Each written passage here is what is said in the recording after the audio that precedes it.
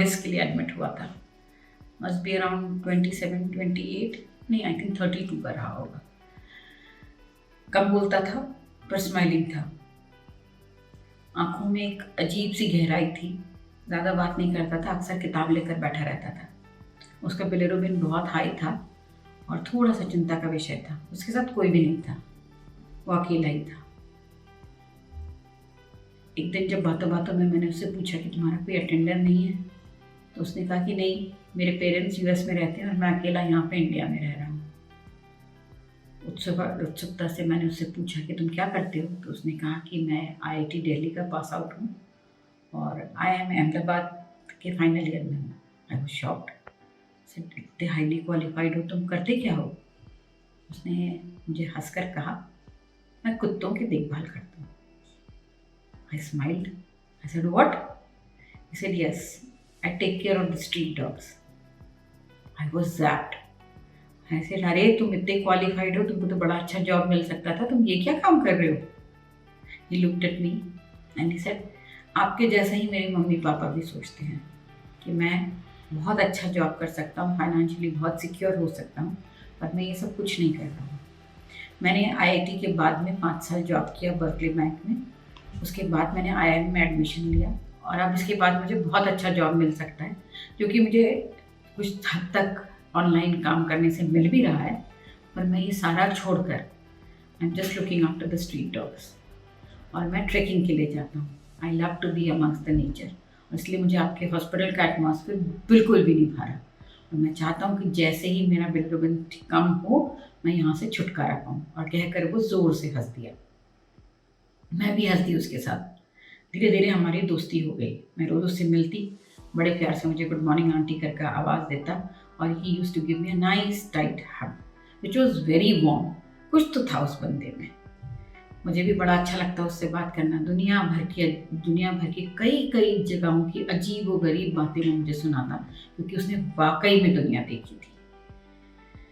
एक दिन मैंने उससे पूछा, क्या तुम्हें शादी नहीं करनी? उसने कहा, क्यों नहीं करनी, मेरी गर्लफ्रेंड है। मैंने कहा, कहाँ गई वो? तो बोलता है, वो ऑस्ट्रेलिया गई हुई है ट्रैकिंग के लिए। मैंने कहा, तुम्हें यहाँ बीमार छोड़कर? तो बोला, नहीं आंटी, मेरी बीमारी से पहले ही वो ट्रैकिंग के लिए चली गई है। हम दोनों पिछले 5 साल से लिव इन में हैं।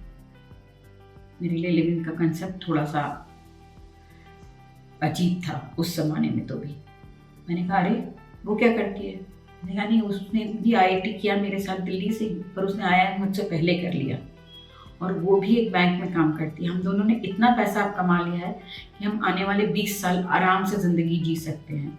हम इन्वेस्टमेंट बैंकर्स हैं, तो हमको बैंक में इन्वेस्टमेंट करने से कोई ज़्यादा प्रॉब्लम नहीं हुई और हमने इन्वेस्टमेंट अच्छे से कर लिया है। मैंने कहा, फिर तुम लोग साथ में रहते नहीं हो? तो उसने कहा, नहीं, वो अपना पैशन देखती है, मैं अपना पैशन देखता हूँ और जब भी रहते हैं तब बड़े मज़े से रहते हैं। इसलिए शादी के बंधन में बंधना नहीं चाहती, क्योंकि एक बार शादी कर लेंगे तो पेरेंट्स को लगेगा कि हमको फिर बच्चे भी पैदा करने चाहिए, फिर हम वही ट्रेडिशनल हस्बैंड वाइफ हो जाएंगे। मैंने कहा, उसके पेरेंट्स? उसने कहा कि उसके पेरेंट्स भी इसी नाम को मानने के लिए मजबूर हैं, क्योंकि हम दोनों करना ही नहीं चाहते शादी, हम बच्चे भी नहीं करना चाहते, हम इस जिंदगी को भरपूर जीना चाहते हैं।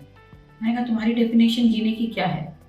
उसने कहा, my hobby and my passion, these two are the main things for me. मैंने कहा, अच्छा, हॉबी और पैशन के लिए तुम पैसे भी नहीं कमाना चाहते हो, तुम जिंदगी जीना चाहते हो, उसमें तुम्हारे कंफर्ट्स भी तुमको ज़्यादा नहीं चाहिए, थोड़ी सी छोटी सी इस लिविंग में, तो क्या तुम्हें लगता है कि एंड ऑफ द डे तुमको अच्छा लगेगा ये सब?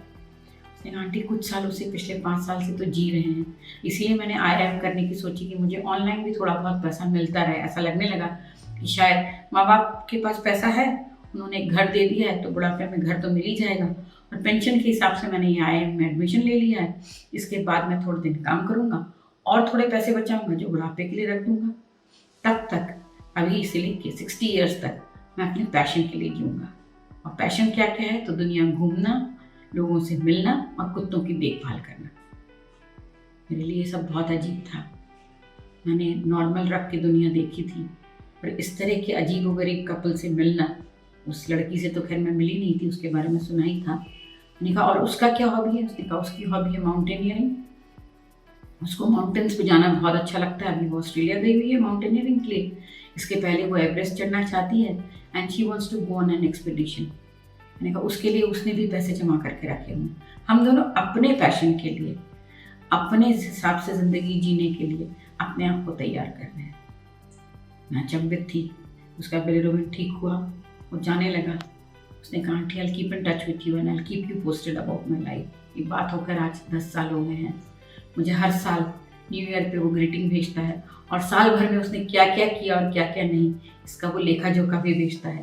कहता है you are my accounts person whom I give whatever I've done in the whole year. I'm benefited with such beautiful people. Love you, God.